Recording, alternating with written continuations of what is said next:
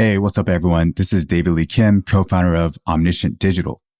Today, we have a kitchen side episode with me, Alex, and Allie, talking a bit about the background of building the business, as well as some of the services we're doing for clients and what we're learning about SEO and our thinking around services and how things are changing. We start off talking about the idea of perfectionism versus experimentation. I think each of us at some point had some sort of perfectionist tendencies, and perhaps through our experiences or perhaps just by necessity, we've developed more of an experimentation mindset, not just in doing the work like SEO experiments, but even experiments in the business and being okay with the idea that not everything we do will work, but it's something that we need to at least try. And there's a potential upside that it will work. We also talk about the best career advice that we've ever gotten. And it's extremely simple. It's so simple. It's kind of silly that it's even a differentiator for folks in their careers nowadays, but it's just about having urgency. We go into a lot of detail on what we mean by that. And we also talk about what an SEO program needs to succeed. And it has nothing to do with SEO. So I'll leave you with that. I hope you enjoy this episode of our kitchen side conversation.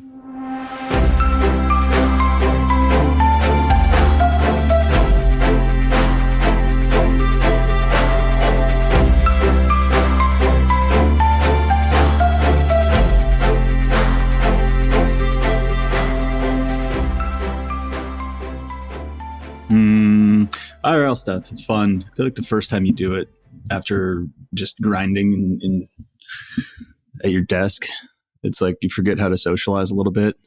Even me, like I'm a pretty extroverted guy, you know? It's like I go into this happy hour, I'm like, hey, how's it going? I have to admit, so during inbound, I was working at a WeWork and I was like dressed up and everything because I was going to go to the events afterward.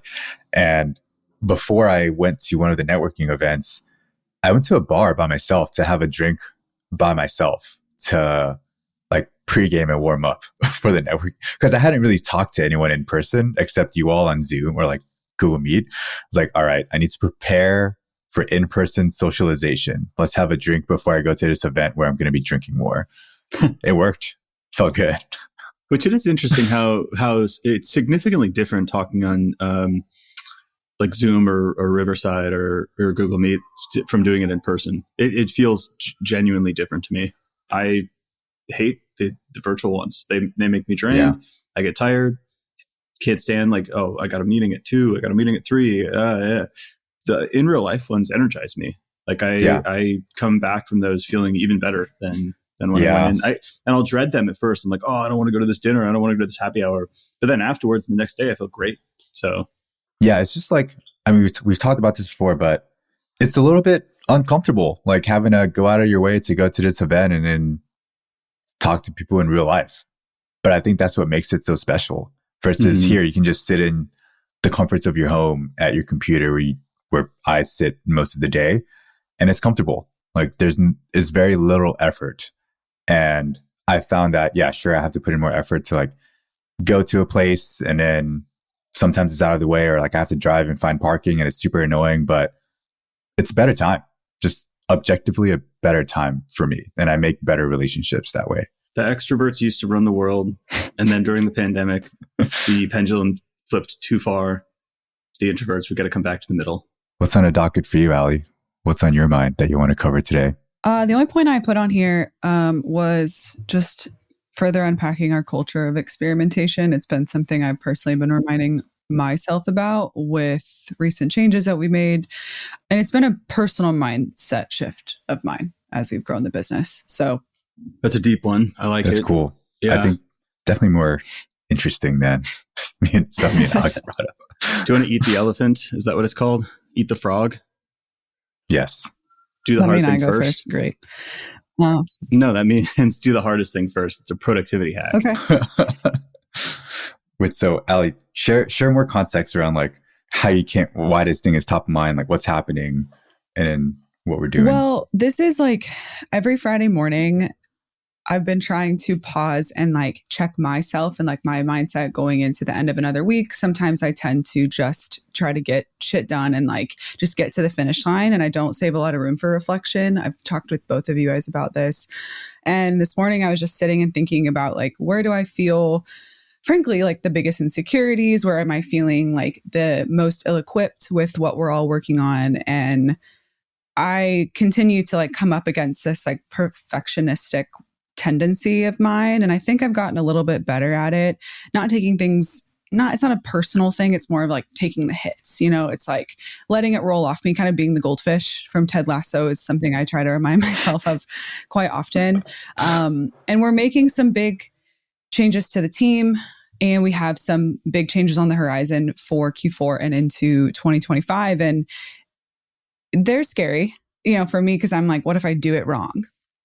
But I realized this morning I was asking the wrong question, because there's really not a matter of right and wrong with a lot of these things, especially if it's the first time that we're doing them. And David, you've been really good at reminding me of this. Alex, I think this is just your mindset by nature based on where your career has been. But I've always thought about experimentation in more of like the micro sense, like running ads, trying new marketing strategies, like that stuff is by nature experimentation, gathering data, making changes. But I've realized that it personally, with the way my brain works, it really helps to adopt that approach with some of the bigger decisions as well, like hiring people, working with contractors, trying new services, like pricing and packaging new services. And if you maintain this perspective of like prioritizing learning over getting it right, it really reduces the pressure.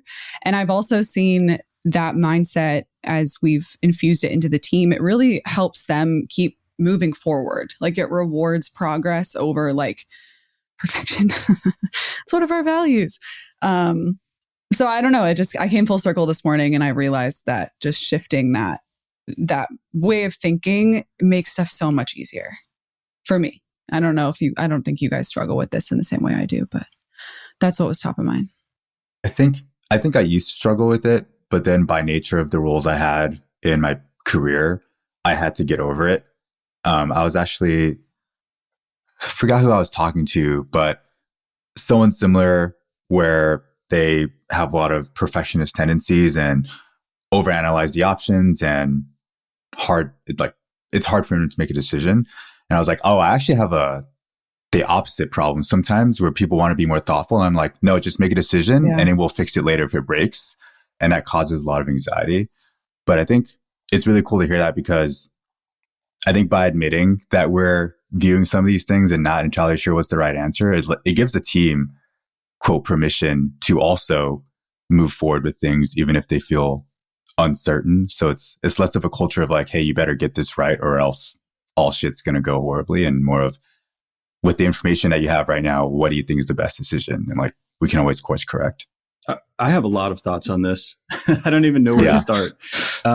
One devil's advocate point is that I've found recently, yes to the viewing things as learning and not permanent, or like de-risking or depressurizing decisions. I think that's important. One thing that I've come to realize over the past year or so is that you don't need to learn something from everything you do. And I used to pressure myself to, journal, or like, what lesson am I taking from this? Like, what lesson can I learn from this? And I don't want to make fun of this person. I did this like hippy dippy breath work, sauna, ice bath thing. And it's full of like Andrew Huberman, Tim Ferriss, fucking woo-woo podcast listeners, right? Who believe this stuff is like stimulating their vagus nerve or something. And we do this whole sauna, ice bath, the whole cycle. And they do like a whole vulnerability thing at the end where they're like, who wants to share stuff, right? And I never share because I'm Midwestern. and one woman was like... shove it deep down. I'm not telling this crowd of strangers nothing. I got amazing.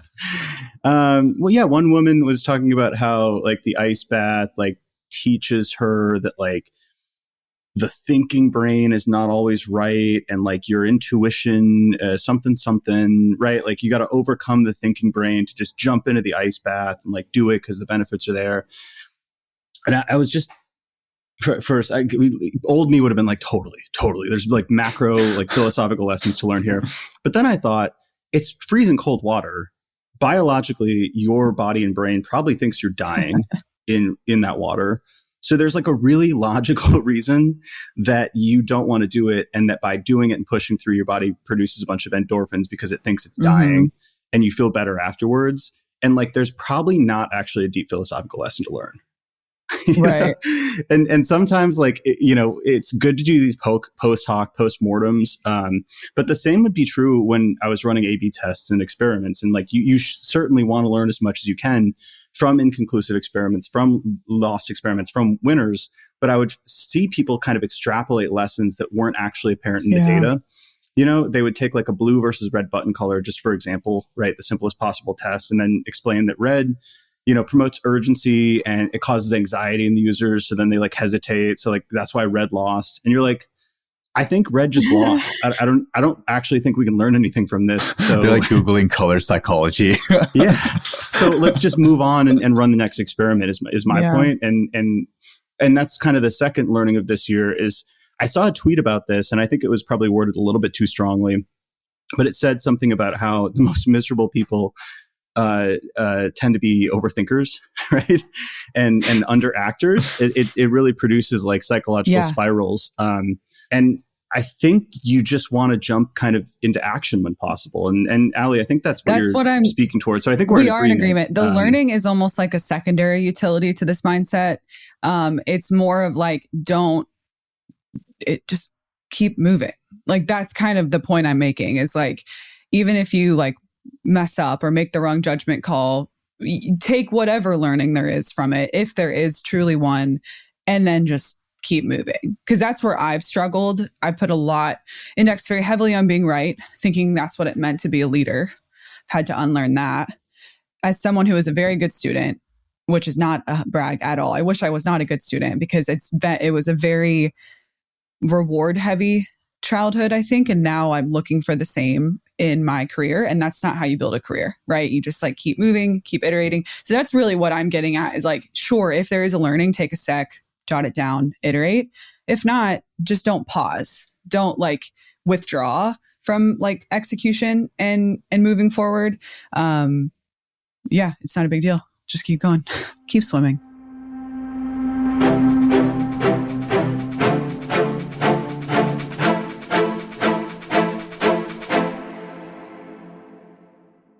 I love this thread of, I'll rephrase it as like, not everything that we do or every data point that we collect needs to lead to some groundbreaking revelation. I remember I used to like meditate more and like do these sensory deprivation tanks, and I'd be like, oh yeah, I'm expecting to have some life revelation when I do this stuff, or like find some unique insight in the data. I'm like, sometimes there just isn't. That's okay. Like, it would be weird if there was some massive thing that you had to change every single time you looked at the data, or like every single thing you did. And I remember working with one of our team members, Nia. There was a point where like we had a challenge with a client. I was like, hey, I'm trying to think of what we could have done differently. I'm coming up blank. Like, I don't even know should we even do a debrief? And she's like, no, I've thought about it too. I'm coming up blank too. I'm like, yeah, I think we did everything we could. There's like nothing to learn here. She's like, yeah, I agree. I'm like, great. Don't need to spend 30 minutes debriefing this thing. Yeah. It's cool to know when the difference is, because I think that over analysis is also a form of perfectionism. It's almost like you're applying pressure to yourself to like derive some deep truth about the situation. When sometimes, like, if you lose a client, like a new CMO came in or something, like there's actually nothing you could have done. And in the time series of like working with the client, there's going to come a point where the relationship ends, and it does, sometimes like you can learn something, and then sometimes it's just a function of time. Yeah. Sometimes it's just like, high five. We did as best as we could. All right, let's move on. But Allie, your maybe broader point, another part that I wanted to cover on the culture of experimentation is, I wrote about this on my last newsletter. I quoted this old article from Craig Sullivan, who is like OG conversion optimization guy. He's like the godfather in some ways, but he wrote this article on the endless suck of best practices and optimization experts. So my piece was about best practices, when to use them, when not to use them. And my thesis was sort of like, if the decision doesn't matter too much, just do best practices, and like that gives you time and space to innovate where it does matter. And then if you don't know or you can't innovate in a better way, then just use best practices as a baseline. But this idea of best practices, and he wraps it up with the expertise thing. So if you're an optimization expert, it's a little bit of a misnomer or like a little bit of an oxymoron, because what you're usually doing is operating in the world of uncertainty and running experiments. So in some contingents of the optimization world, you'd have people who just come in and be like, hey, you need to, add some human faces on the landing page. They speak with high certainty. They have high confidence that what they believe is right. I've seen this work. It's going to work, right? But that's bullshit. And his whole article was taking that down. And his last point in the article was like, hire the humble one. There's no such thing as best practice for me. Only users, the boundary layer between their minds and my product, and the tools that I can use to understand what's happening there. My experience in observing and fixing things, these patterns do make me a better diagnostician, but they don't function as truths. They guide and inform my work, but they don't provide guarantees. So I think that's where yeah, the rate limiter is like, we don't, we don't always know what's going to work for the end user or for the algorithm. We've got a good layer of patterns, and hopefully we've got like a better sense of pattern recognition, but nobody in any domain can kind of guarantee an outcome. Like there's so many middle layer variables that are sort of like obfuscated. You can't see like the 3 middle layers of the neural network. There's some opacity there. Yeah. It just learning by doing. Been told that for a long time, and it, you don't know until you know, right? You learn something cerebrally, but then when you start learning by experience, you're like, oh, this is what it feels like. Like I have to walk into this uncertainty, and it won't become certain until I start doing. I mean, I've even felt that way. I know we relate strangely, a lot of what we do to like working out and like fitness in the gym and stuff. And I've been doing a lot more strength training, and sometimes I just have to do an exercise and like feel it out to figure out form. Like, sure, I can watch 27 Instagram videos or like YouTube or whatever, but like until I do something for the first time, I won't really be able to give it shape or do it right. Yeah, it's like a dork just watching every UFC match and like looking at jiu-jitsu YouTube videos. And then they get into like a street fight and get bent up like a pretzel, Like, but I'm so prepared. No. Yeah. But I've learned so much. Well, I think this parlays well into the other point that David, you had written down, the career advice / urgency. Do you want to explain that? Yeah, you shared a video, I think earlier this week, of like the best career advice ever. I don't know who the guy was, but Brian something. Yeah. Like he just kept repeating this thing like, do it now, do it now, do it now. And he expanded on that, and like the best career advice is just don't wait. Do the thing now. Don't let a project, like if you agree to do something, don't wait 2 or 3 weeks to do it. Do it as soon as you can. Deliver on it. Be reliable. And I remember even thinking back to my career, I remember getting coffee with a coworker, and she said, if you always seem so stressed, and if you just chilled out and worked half the speed you did, you would still be working faster than everyone else pretty much. And I took that as like hey, you're like really good at what you do. But I was also like, I'm not going to slow down. Like, why would I slow down? Like in fact, that further validates I should keep moving fast, because I'm just going to get ahead of everyone. That's why you're a founder. Yeah, that's why I'm like where I am, and like why I was able to take on like these projects and everything, and why people were asking me like, hey, why do you get all these cool projects? And it's like, because I'm pitching them, and like I'm doing everything they asked me to do, and I'm just moving fast, and they don't have enough for me to do.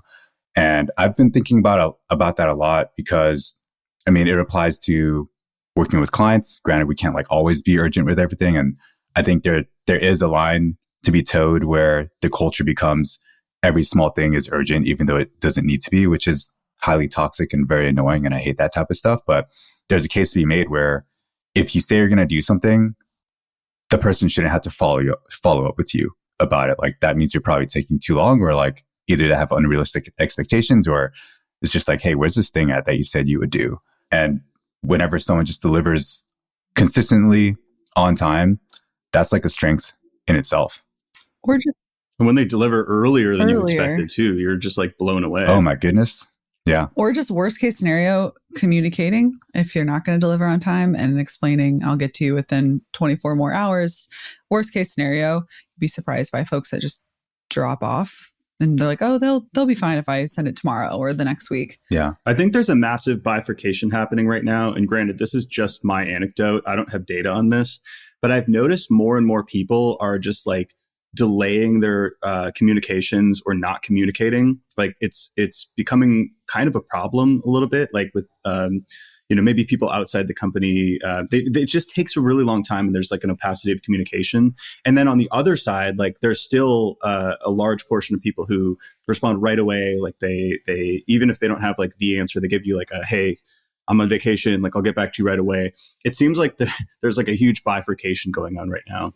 But people have noticed this before. I'm not the one who noticed this, but if you email a CEO, they get back in like 2 seconds. You email a director of marketing, they take 3 weeks to get back to you. It's like the busiest, like most important person, whatever in the company, it seems to like have this urgency where they just fire it off, right? And I think that goes back to the not overthinking it. Maybe there's a little bit of paralysis and perfectionism with the other person. Maybe there's more fear over getting it right, whereas the CEO just sent from iPhone, fucking typos all over, right?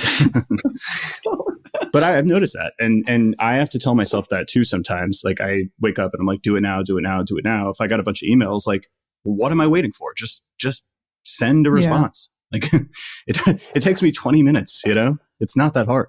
Yeah. I'm all for like digital boundaries. I do think like there's also a phenomenon of like, if I send you a text or I send you an email, like I'm owed a response, and I don't agree with that either. Obviously in a business setting, it's different. But I will say if the conversation's been started, then continue and finish it. It's like once you start engaging with somebody and there's a back and forth and then someone just drops off without explanation or out of office, automated email, whatever, just like communicate is really what it comes down to. And I've seen that happen too with folks just drop off. And I don't know if they're like professionally ghosting or whatever. I don't know when that became a thing. But yeah, it's strange. Well, clearly you don't owe somebody a response for a cold email. That's not what I'm talking about. If you don't know the person, like just ignore it, right? Or like if it's an email on a Friday afternoon and you're taking the weekend, like get back on Monday or Tuesday, like reasonable. But yeah, I've seen the same thing, either like immediate responses where I'm like, do you need to go to sleep? Or like 3 weeks where I'm like, all right, okay. To David, you mentioned something and it caught my attention because I think it's well-meaning, but I'm almost annoyed that we have to caveat things that like, we're not talking about the toxic version of this. Yes. Because I would caveat things too. Like I saw you wrote a LinkedIn post about it today and had that caveat. And I was like, well, like to me, it's like obvious, right?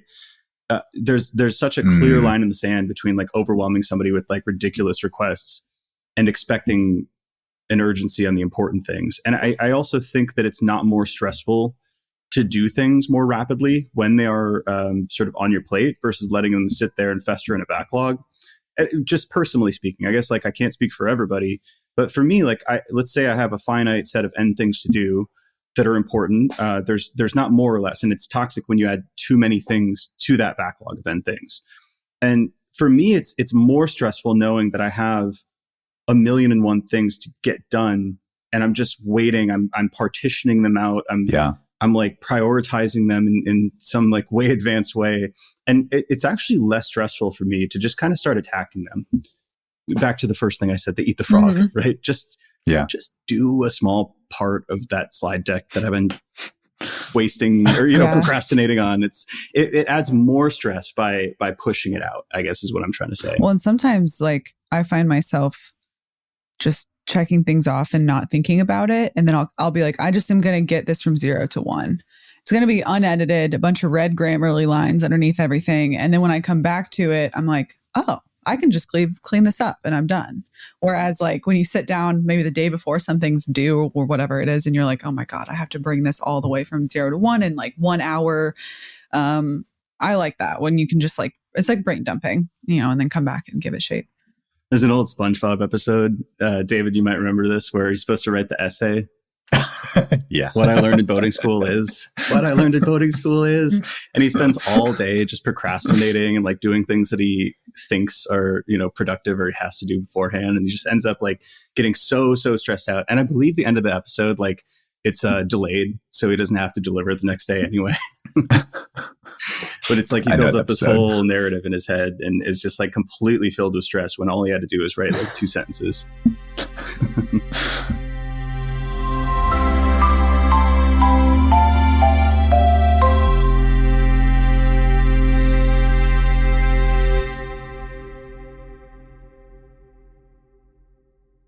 Well, there was a common theme about that at the Pavilion dinner that I went to last night. There was a question. This could be an interesting one for us to answer too. I thought it was actually hard, but they asked, oh man, I can't remember the phrasing, but something like, what have you learned this year over the scope of the year that's kind of like had a lasting impact? And I would say at least 60 to 70% of the table said something along the lines of, don't overcomplicate things, just do things, go with your gut. You already know what to do.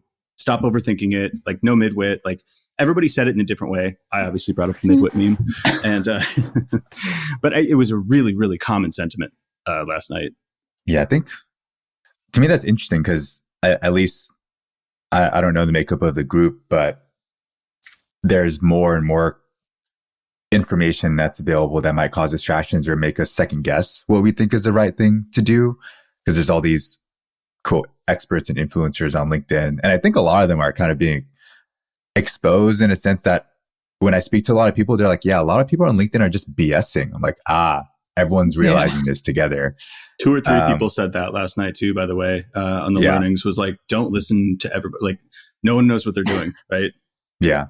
And so, I mean, I'd say that's been a big learning for myself too, is, hey, stop listening to all the things that people are saying that we should do or like second guessing. And if we have a gut feeling of what we should do, like, yeah, sure, validate it, but don't delay making a decision because that's just going to be worse. And then like, again, we can just course correct down the line.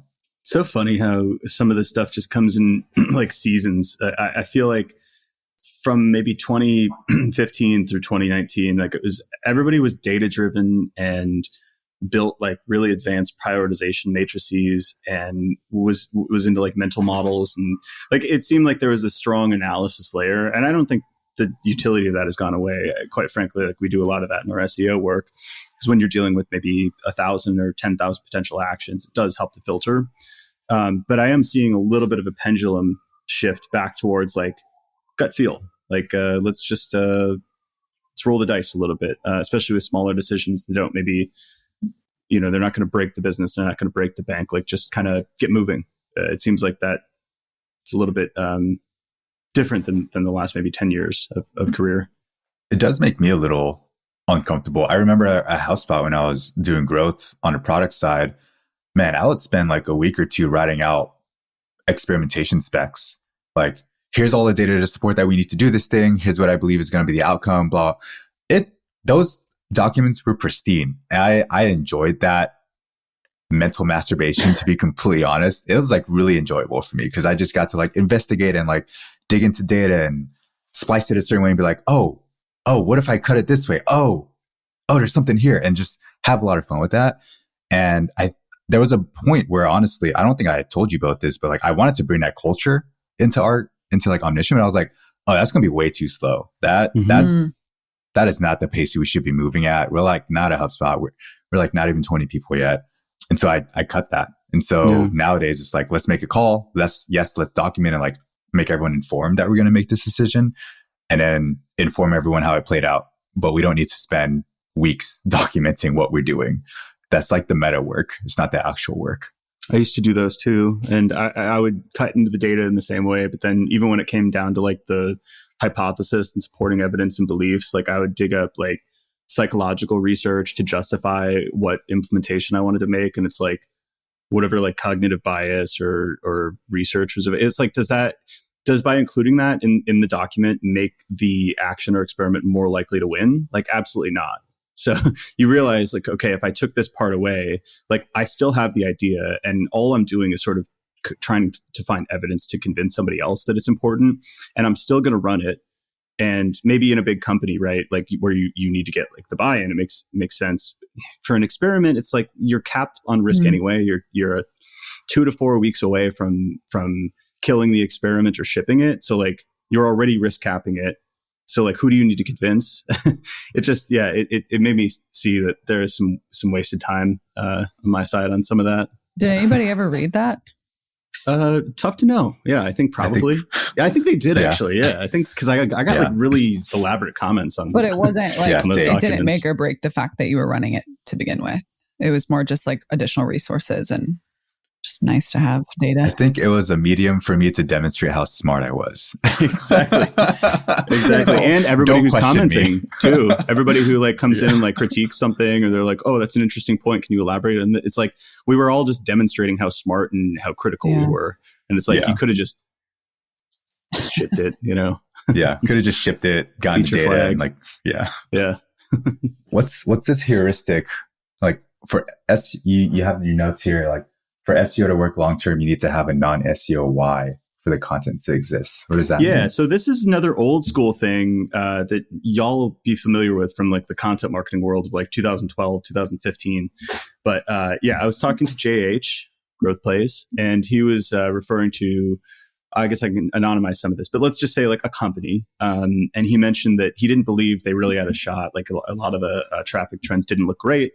And his underlying thesis that we kind of chit-chatted about very briefly on the phone was that like to make SEO work, you first need to have an underlying first principle for why the content should exist anyway, which sounds really obvious and almost like tautological, but it's not how we've operated in general in the SEO space over the last, I would say 6 to 8 years, where SEO is like the first layer and the only layer that you look at in terms of decision-making. You don't have an underlying engine that SEO sits on top of to drive distribution.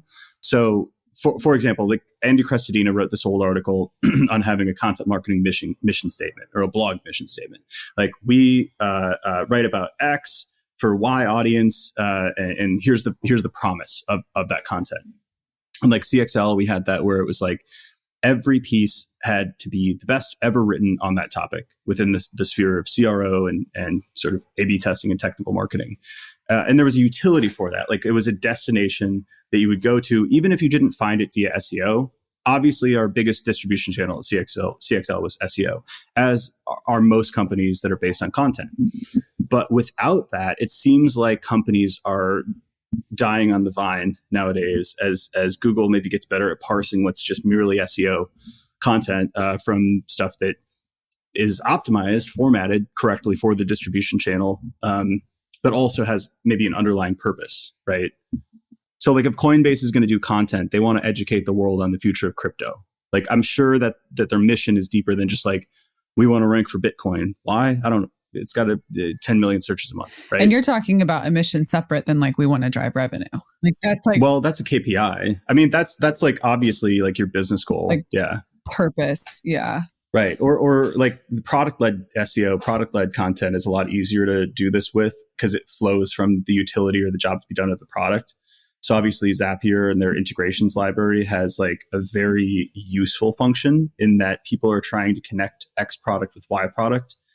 And previously they didn't know how to do that, but they were searching for it. So Zapier created a bunch of pages that served that purpose. They were found in Google search because people were searching for it. And that's why the distribution channel was chosen. But the function, the utility, the mission of the content backed into the product and laid underneath that SEO layer. Yeah. Does this make sense? Oh yeah. I've felt this way. I love this heuristic. Yeah. I just spoke to a company CEO and they're talking to us about what type of content they want to produce. And they said, yeah, our target audience are developers. Like they're working at Clay, for instance, and they're like, they get customer requests for integrations. So they need to build like a integration between Clay and HubSpot for this enterprise company that has a very particular setup of HubSpot. And they also need to make it multi-tenant in that like multiple people will want to use this enterprise level HubSpot integration with Clay, but there is no documentation online for that. They're like, that's what we want to serve. That's our mission. Like it serves both SEO, but there's also a gap in the market for this type of education because it's such a specific use case. I was like, oh, there's like a bigger reason for this. And like, yes, SEO layers into this, but there's a gap in the market. People are looking for this documentation that HubSpot doesn't provide. And so that you need to fill that gap. And so there's like a market need, there's an SEO play, and there's a clear tie into the business use case too. And I thought like, oh, this is perfect. Yeah. Actually, this is the ideal case where, yeah, let's do this. And we're going to measure it. The KPIs are going to be like business impact and SEO, like metrics, but there's like an underlying reason for why we're producing that content beyond those KPIs.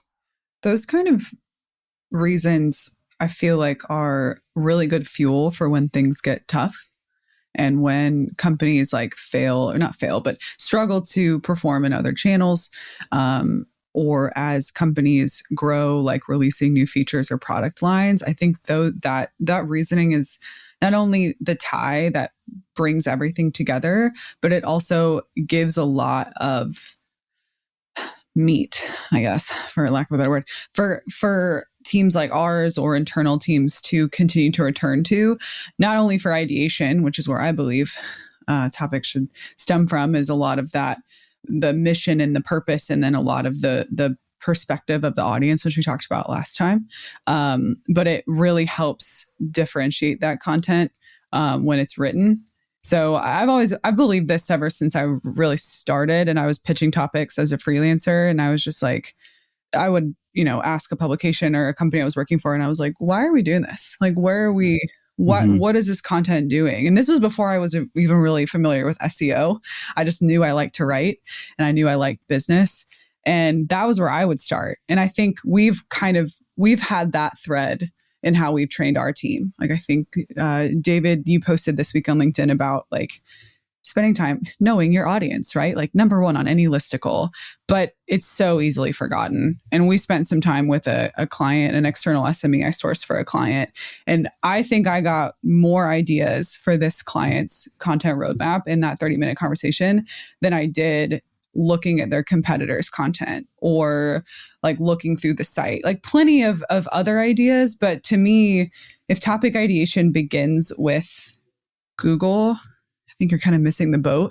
It's almost like you're trying to then backfill business. Yeah. Square peg, round hole kind of thing. Audience filter needs to happen first. And then it's kind of like the SEO sandwich thing I talk about, where like the bulk of the sandwich or the bulk of the project is the piece itself and the value that it's bringing. And maybe then you like the bread on both sides of the sandwich is SEO, both in terms of like search behavior. Like you got to figure out like the terminology people are using if you want to distribute across different channels. And then there's an optimization factor of like, okay, plug the word in a few times to give it a chance to be discovered, but don't build everything around like what you're seeing on Google, because then it just kind of like waters it down. It's uninteresting, and I think it will be filtered out.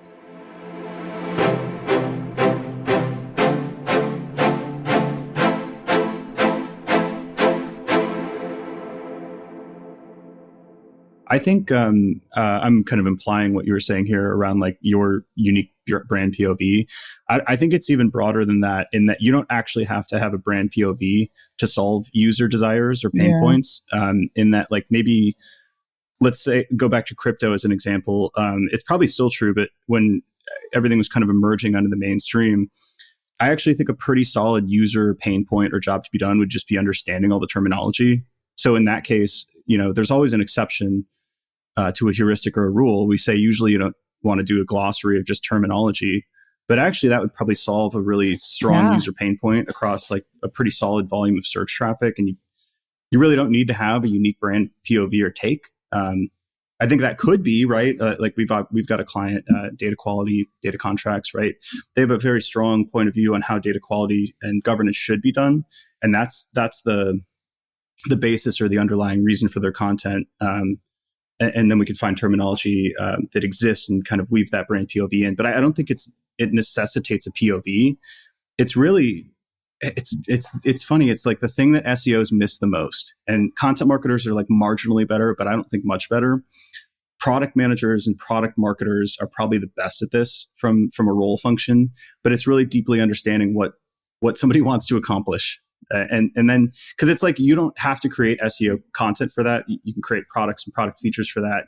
You can create like case studies and customer stories. Like it kind of gives you optionality, but like to first understand that kernel of what somebody's trying to accomplish, or even the pain point before they know what they're trying to accomplish, because then that can dictate channel strategy. It's funny you say that, because we have an episode, I think we filmed it, 2 years ago about like why glossaries suck and I would never propose them, but we have a client where I actually changed my mind. And I think this is also where audience research comes into play, like well before topic research and topic strategy. It comes all the way back to like site. Like, how do you build your site? Like, how are you really serving your audience and how they interact with all of your content, not just your blog? And I was, talking with this client, and they were similar in that, like, they operate within a space that's pretty well known, but like the bigger picture is like the terminology is changing. There's it's somewhat politically infused, and it is part of their purpose to educate. Right. They obviously want to drive revenue, but like if they really were serving their audience, they would help them like define and understand topics. And they're okay if those pages don't necessarily like convert right out the bat. It's more building that trust, helping folks like better understand these concepts, and then potentially working with them. So that was where I was like, I actually think a glossary might be a good play for y'all, because I'm usually not on that boat, but I changed my mind in that regard.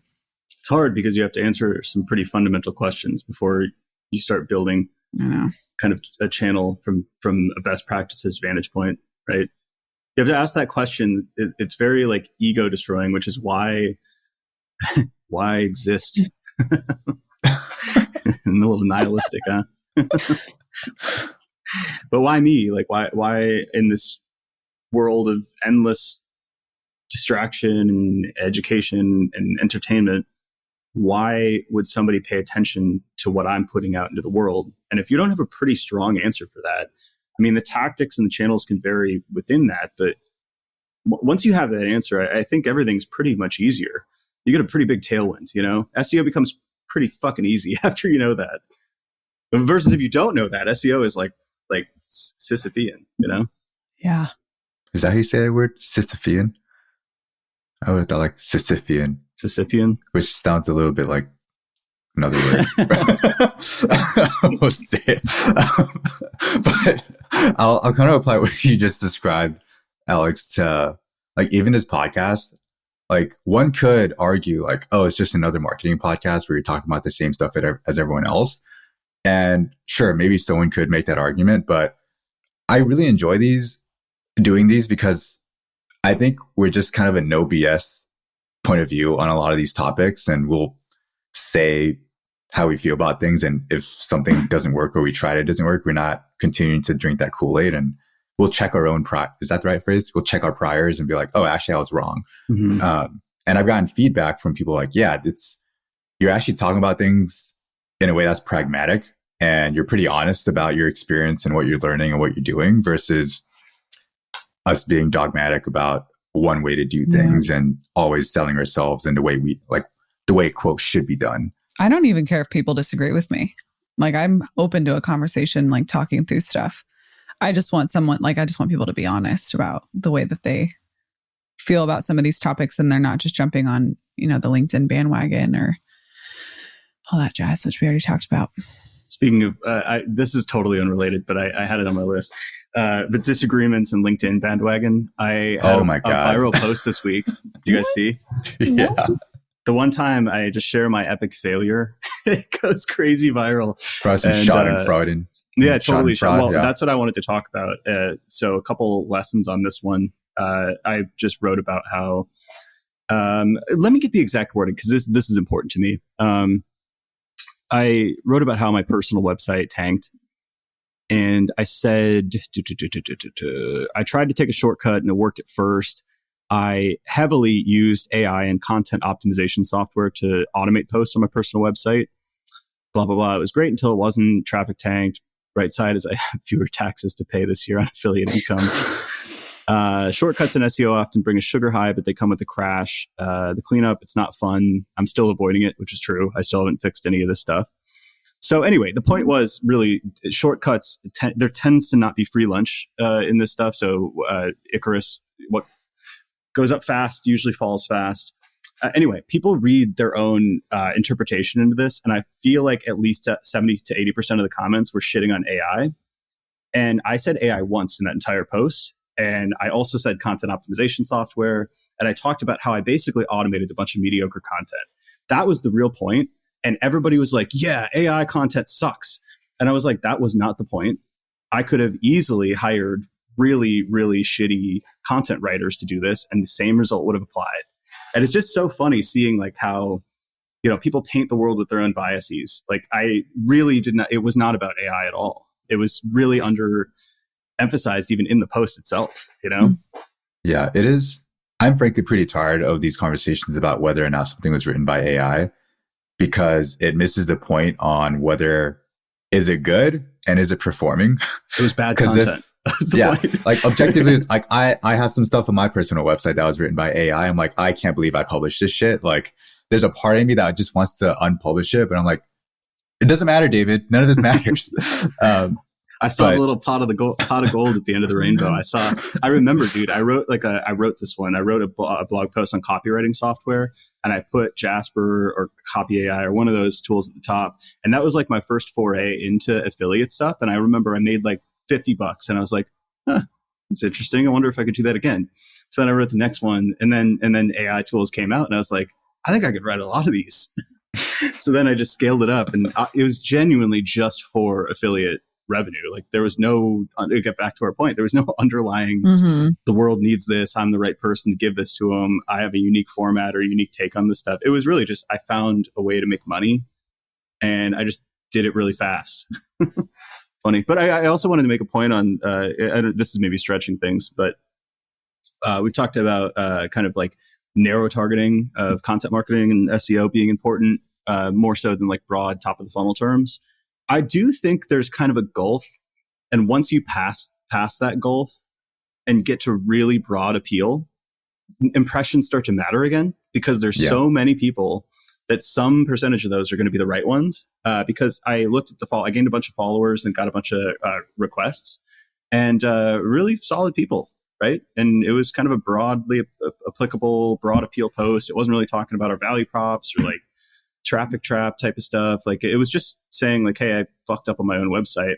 But of the 25,000 impressions, like a small percentage of those were really good people to get in front of. So I think it's like a inverted U shape, like, or just a U shape where it's like the really narrowly targeted stuff, like specifically for your target audience that they just eat up is great. And then there's kind of this middle dead zone where it's kind of like the mediocre middle where everybody's talking about the same stuff and you don't differentiate. It's broadly appealing, but kind of not sticky and interesting enough to really grab a hold of anybody's attention. And then past that, once you're like Neil Patel territory, like your numbers are so high that it becomes worth it again. Does that make sense? Yeah. I don't know how to reverse engineer that, but just something I'm learning. I did have this conversation with someone literally right before this call, and they're asking me what I thought of a particular very popular marketing influencer in B2B. And I was just like, this person's content doesn't speak to me. Like this person's very smart. They're not really in marketing anymore. They're like more of building an audience and they're a creator.